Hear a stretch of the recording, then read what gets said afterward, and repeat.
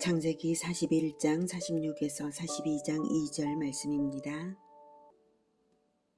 요셉이 애굽 왕 바로 앞에 설 때에 30세라. 그가 바로 앞을 떠나 애굽 온 땅을 순찰하니 7해 풍년에 토지 소출이 심히 많은지라. 요셉이 애굽 땅에 있는 그 7년 곡물을 거두어 각 성에 저장하되 각 성읍 주위에 밭의 곡물을 그 성읍 중에 쌓아두매 쌓아둔 곡식이 바다 모래같이 심히 많아 세기를 그쳤으니 그 수가 한이 없음이었더라. 사랑하는 형제 여러분, 5월 30일 월요일 새벽 묵상에 잘 오셨습니다. 감옥에 있던 요셉은 애굽 왕 바로에게 부름을 받아서 꿈풀이 한 번 한 일로 애굽의 총리가 되었습니다. 마치 동화 같은 일이 일어났죠. 어떻게 그런 일이 있을 수 있는가 이런 생각이 들죠. 속을 깊숙이 들여다보면 그것이 반드시 일어날 일이었다는 것을 알 수가 있습니다. 성경 속을 들여다보면서 하나님의 언약을 따라가다 보면 요셉의 마음이 들여다보이고요. 요셉은 하나님의 마음을 들여다보고 있었음을 알 수가 있습니다. 오늘 그 속을 우리도 들여다보면서 맥락을 확인하겠습니다. 창세기 3장 15절에 하나님께서 죄인 구원을 위한 첫 언약으로 여자의 후손을 보내어서 마귀의 머리를 상하게 하겠다고 하셨습니다. 에덴이라는 하나님 나라를 침범당했기 때문에 진정한 하나님 나라의 주권자를 보내시겠다는 것입니다. 국가의 3요소, 영토, 주권, 국민, 그 세 가지 요소가 온전히 있었던 에덴에 옛뱀 마귀가 침입해서 국민인 사람들을 자기 말에 마귀의 말에 복종하게 만들었으므로 주권과 국민을 옛뱀 마귀가 탈취한 것이죠. 그래서 여자의 후손이 옛뱀 마귀의 머리를 상하게 할 것이라는 선언을 하셨는데요. 즉 주권자를 태어나게 해서 사람으로 태어나게 해서 옛뱀 마귀를 심판하리라는 언약입니다. 그 언약을 믿는 사람은 여자의 후손에게 소속되는 것이니 언약으로서 죄인들을 구원하시겠다는 것입니다. 창세기 3장 15절 내가 너로, 너는 옛뱀 마귀죠. 내가 너로 여자와 원수가 되게 하고 내 후손도 여자의 후손과 원수가 되게 하리니 여자의 후손은 내 머리를 상하게 할 것이요 너는 그의 발꿈치를 상하게 할 것이니라 하시고. 네. 다음 창세기 12장 1에서 3절은 여자의 후손을 주권자로 보내시기 위해서 국가의 3요소 중 2가지 요소, 땅과 자손, 영토와 백성을 아브라함에게 약속하시면서 가게 하신 땅이 바로 가나안 땅입니다. 아브라함이 가나안에 도착했을 때에 다시 하나님은 내가 이 땅을 너와 네 후손에게 주리라 하셨습니다. 영토 조성 계획이면서 국민 육성 계획이 있으셨죠. 창세기 12장 1에서 3절 여호와께서 아브라함에게 이르시되 너는 너의 고향과 친척과 아버지의 집을 떠나 내가 네게 보여줄 땅으로 가라. 내가 너로 큰 민족을 이루고 네게 복을 주어 네 이름을 창대하게 하리니 너는 복이 될지라. 너를 축복하는 자에게는 내가 복을 내리고 너를 저주하는 자에게는 내가 저주하리니 땅의 모든 족속이 너로 말미암아 복을 얻을 것이라 하신지라. 다음 창세기 15장 15절은 자식이 없던 아브라함에게 뭇별과 같이 많은 후손을 약속하십니다. 자손이 없으면 넓은 땅이 의미 없게 느껴지지만 자손이 많아진다면 땅도 넓어야 해서 아브라함이 확증을 요청했죠. 그것을 내가 무엇으로 알겠습니까? 그러자 하나님은 횃불 언약식으로 확증하시면서 구체적인 지명으로 땅의 영역을 광대하게 지정해 주셨습니다. 그로써 뭇별 같은 후손이 태어날 것도 확증되었습니다. 창세기 15장 13절에 횃불 언약식에서 하나님은 뭇별같이 많은 후손의 조성 방법도 알려주셨습니다. 바로 입애굽과 400년 만에 출애굽을 통해서 백성을 조성하실 것입니다. 확인하죠. 먼저 창세기 15장 5절 그를 이끌고 밖으로 나가 이르시되 하늘을 우러러 뭇별을 셀 수 있나 보라. 또 그에게 이르시되 네 자손이 이와 같으리라. 창세기 15장 13, 14절은 여호와께서 아브라함에게 이르시되 너는 반드시 알라. 내 자손이 이방에서 객이 되어 그들을 섬기겠고 그들은 400년 동안 내 자손을 괴롭히리니 그들이 섬기는 나라를 내가 징벌할지며 그 후에 내 자손이 큰 재물을 이끌고 나오리라. 네, 400년 동안이라고 했죠. 타국 생활 400년 만에 출애굽을 할 것을 미리 알려주신 것입니다. 이렇게 아브라함에게 언약을 주신 것은 국가의 3요소 중 영토와 국민입니다. 주권자는 하나님이 보내실 여자의 후손이고요. 그를 구약시대에는 메시아, 신약시대에는 그리스도라고 부릅니다. 여자의 후손이 바로 그 주권자입니다. 그리스도의 나라를 세우실 것을 에덴에서부터 하나님께서 계획하신 것입니다. 영토와 백성 조성에 협력하는 것이 바로 주권자 메시아를 기다리는 믿음의 증거입니다. 주권자 메시아를 보내시겠다는 여자의 후손을 보내시겠다는 하나님의 언약을 믿는다면 영토와 백성 조성에 협력하는 것이죠. 아브라함에게 주신 영토와 백성을 조성하는 일, 메시아를 기다리는 자의 믿음의 증거. 그러나 언약을 기억도 못하거나 믿지 못한다면 협력할 수도 없겠죠.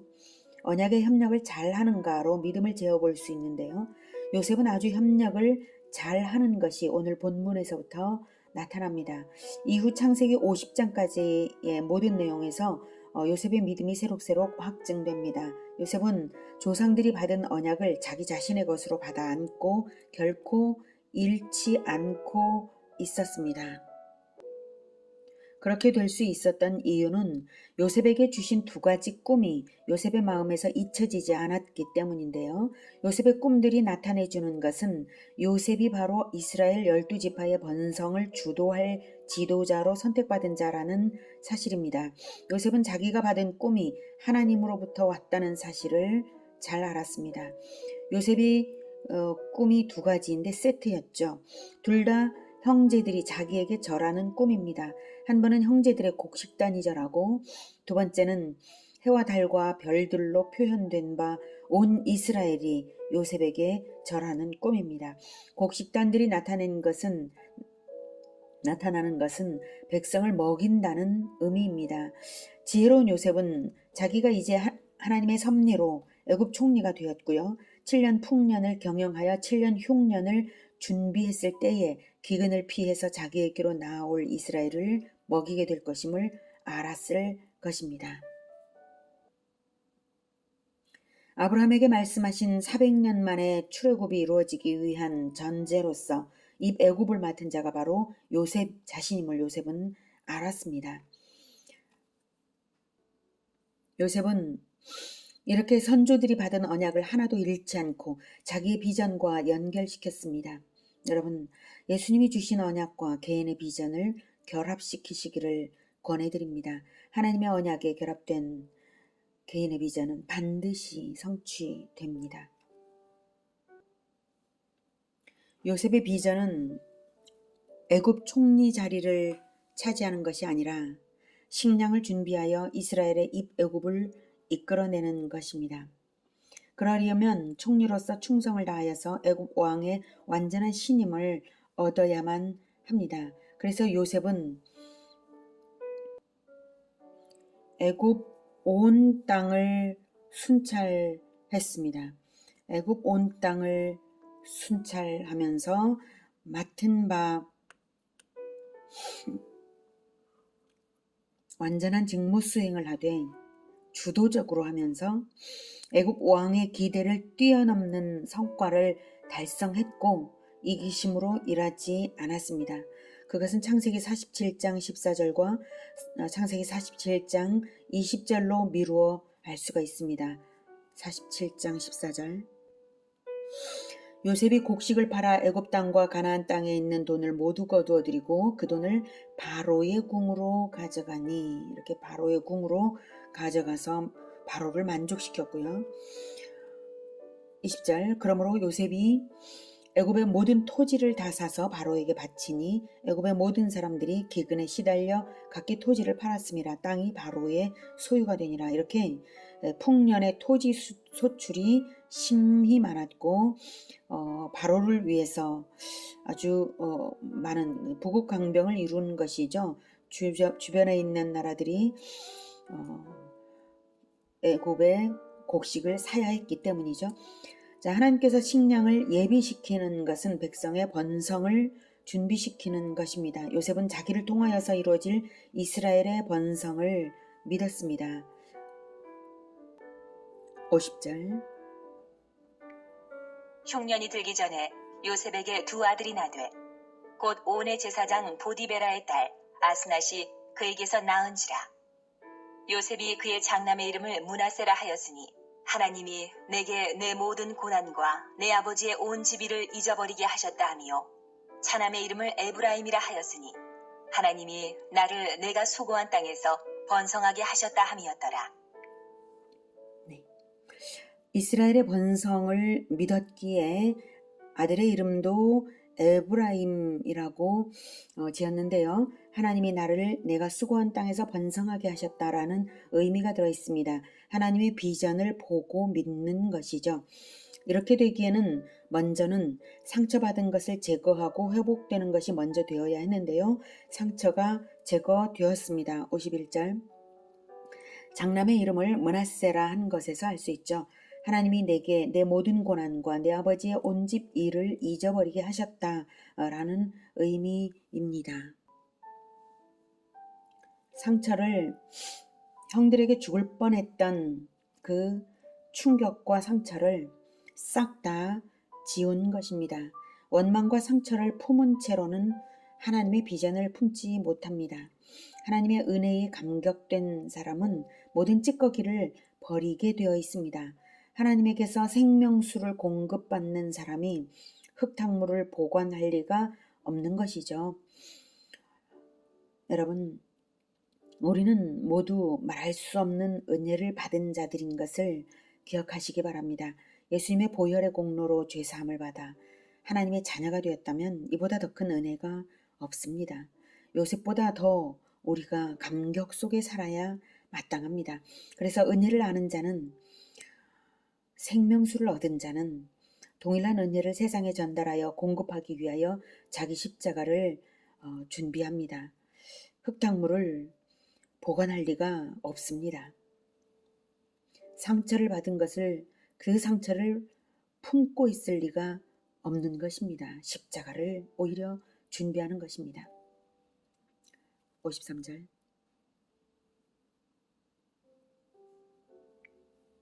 애굽 땅의 7해 풍년이 그치고 요셉의 말과 같이 7해 흉년이 들기 시작하매 각국에는 기근이 있으나 애굽 온 땅에는 먹을 것이 있더니 애굽 온 땅이 굶주림에 백성이 바로에게 부르짖어 양식을 구하는지라. 바로가 애굽 모든 백성에게 이르되 요셉에게 가서 그가 너희에게 이르는 대로 하라. 하니라. 온 지면에 기근이 있음에 요셉이 모든 창고를 열고 애굽 백성에게 발세 애굽 땅에 기근이 심하며 각국 백성도 양식을 사려고 애굽으로 들어와 요셉에게 이르렀으니 기근이 온 세상에 심함이었더라. 요셉에게도 이제 공급의 때가 왔습니다. 54절 7해 풍년이 끝나고 이제 7년 흉년이 시작된 것입니다. 흉년은 애굽에만 있는 것이 아니라 각국 모든 나라에 들었습니다. 요셉의 형제들이 사는 가나안에도 흉년이 들었죠. 1단계는 애굽 백성들에게 식량을 풀어 공급을 시작했는데요. 애굽 왕은 곡식 매매의 전권을 요셉에게 일임했습니다. 애굽 모든 백성에게 이르되 요셉에게 가서 그가 너희에게 이르는 대로 하라 했어요. 2단계는 국경을 넘어서 각국 백성들에게도 공급을 했습니다. 기근이 온 세상에 심했기 때문입니다. 요셉은 마음이 아주 두근거렸을 거예요. 가나안에서 아버지와 형제들이 식량을 사기 위해 분명히 올 것이기 때문입니다.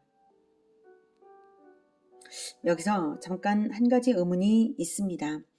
요셉은 애굽의 총리가 되었고 모든 것을 마음먹으면 뭐든 할 수 있는 권세가 있는데 지난 7년 동안 그 풍년 7년 동안에 왜 가나안에 가지 않았을까요?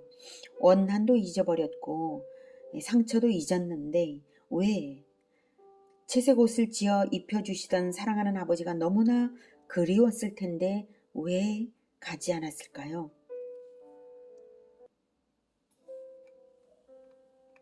그 이유는 바로 하나님의 방법에 맞추고 있기 때문입니다. 요셉은 하나님의 마음을 압니다. 하나님께서 7년 풍년 후에 7년 흉년을 주시는 이유는 이스라엘을 흉년 기간에 입애굽시키기 위한 것입니다. 그렇지 않다면 7년 풍년 7년 흉년을 주실 이유가 없습니다. 그러니 풍년 기간에 요셉이 정체를 나타내서는 안 됩니다. 7년의 흉년은 인간이 생명의 위기에 처하는 때입니다. 하나님을 아는 사람이라면 하나님 앞에서 가난한 마음이 되고 지극히 겸손해지는 때입니다. 죄가 있으면 실토를 하고 회개할 수 있는 분위기가 될 것입니다. 바로 이것을 위해 흉년은 준비되고 있다는 것을 요셉은 압니다. 형제들에게 피살의 위기와 인신매매를 당했기 때문에 요셉은 형들의 회개를 확인해야만 그들에게 자기 정체를 밝힐 수가 있습니다. 이제 요셉의 1차적인 목표는 형들을 회개시키는 것입니다. 이것이 되지 않는다면 결코 정체를 밝혀 만날 수는 없는 것이죠. 형들의 회개가 되지 않는다면 사랑하는 동생도 아버지도 만나지 못할 것입니다. 형들은 반드시 회개를 해야 합니다. 형들의 회개를 확인한 다음 목표는 이스라엘 전원의 애굽 이주입니다. 7년 흉년의 절대적 위기는 이스라엘 가족 전원의 애굽 이주를 이끌어낼 것입니다. 풍년 때에는 전체를 데려올 수가 없죠. 이렇게 하나님의 계획이 있다는 것을 요셉은 알았기 때문에 그리운 아버지를 만나고 싶은 마음을 억누르고 흉년을 기다리고 있었습니다. 과연 가나안에도 기근이 심했고요. 아버지 야곱은 아들들에게 말했습니다. 42장. 그때에 야곱이 애굽에 곡식이 있음을 보고 아들들에게 이르되 너희는 어찌하여 서로 바라보고만 있느냐? 야곱이 또 이르되 내가 들은즉 저 애굽에 곡식이 있다 하니 너희는 그리로 가서 거기서 우리를 위하여 사오라. 그러면 우리가 살고 죽지 아니하리라. 하매 42장부터의 포인트는 형들의 마음이 어떻게 회개로 이끌려지는가 하는 것입니다. 언약을 들여다보는 사람은 하나님의 마음을 들여다볼 수 있습니다. 그럴 때 비로소 하나님과 협력되게 됩니다. 하나님은 그런 사람을 역사 속에서 높이 들어서 사용하십니다. 요셉이 그랬습니다. 우리도 그래야 합니다. 하나님은 죄인들의 회개와 구원을 위해 자연과 세계와 역사를 움직여 가고 계십니다. 하나님의 언약은 결코 변하지 않고 기필코 성취됩니다. 마지막 때를 살아가는 우리에게는 예수님께서 다시 오실 재림의 약속이 남겨져 있습니다. 이 언약이 믿는 사람인 우리에게는 그 언약의 성취를 기다리지만 구원받지 못한 자들에게는 재림의 약속이라는 건 약속이 아니라 두려움입니다. 그들을 회개와 구원으로 이끌어야 할 사람들은 바로 우리들입니다. 하나님께서 우리에게 은혜를 베풀어 주시는 이유는 우리들만을 위한 것이 아니죠. 그들도 구원하시고자 하는 하나님의 간절한 소원이 있습니다. 언약을 통하여 하나님의 마음을 들여다보며 하나님의 협력자로 살아가기를 기원합니다. 기도하겠습니다. 하나님, 우리에게 새하늘과 새 땅 재림의 약속을 주신 것을 감사합니다. 우리의 왕 되신 예수님께서 심판주로 그리고 구원을 완성시키시는 자로 오시는 것을 기다립니다. 하나님, 그때까지 우리가 이 흉년과도 같은 이때에 많은 사람들을 하나님께로 돌아오게 하는, 회개하게 하는 그러한 요셉과 같은 자로 살아갈 수 있게 주님 우리를 사용하여 주시옵소서. 우리가 하나님의 마음을 알아서 하나님께 협력하고자 합니다. 주님, 우리를 붙들어 사용하여 주시옵소서. 예수님의 이름으로 기도드립니다. 아멘. 이어지는 시간은 개인 기도 시간입니다.